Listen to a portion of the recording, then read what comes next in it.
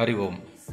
చిన్నప్పుడు తెలుగు పాఠంలో ఓ పద్యం బాగా నచ్చేది నాకు.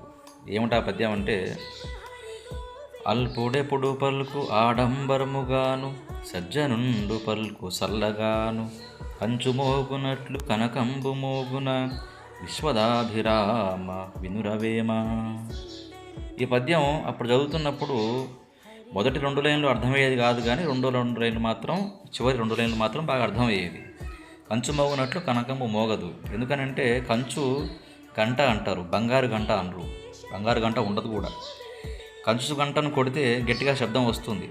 అంత మాత్రం చేత కంచు విలువైంది కాదు. అక్కడ బంగారం ఎంత కొట్టినా శబ్దం పెద్దగా రాదు. అంత మాత్రాన అది విలువలేంది కాదు. బంగారానికి ఉన్న విలువేంటో ఈరోజు మనం చూస్తున్నాం. తులం దాదాపు 1,50,000 అయిపోయింది. కంచు ఎంత ఉందో మరి తెలియదు.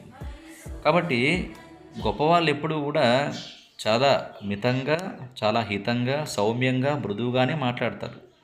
అల్పులు ఒట్టుటి ఆడంబరాలు, అట్టహాసాలు, గట్టిగా కేకలు పెట్టడాలు, అరవటాలు చేస్తూ ఉంటారు. గట్టిగా అరుస్తూ ఎక్కువగా మాట్లాడితే వాళ్ళేదో పెద్ద జ్ఞానులని కాదు. ఇక్కడ నిజమైన జ్ఞానం ఉన్నవాడు నిండుకుండలాగా చాలా ప్రశాంతంగా, సౌమ్యంగా, నెమ్మదిగా మాట్లాడతాడు. అది దాని తేడా. అది వేమన్ గారు ఎప్పుడో చెప్పారు. హరి ఓం.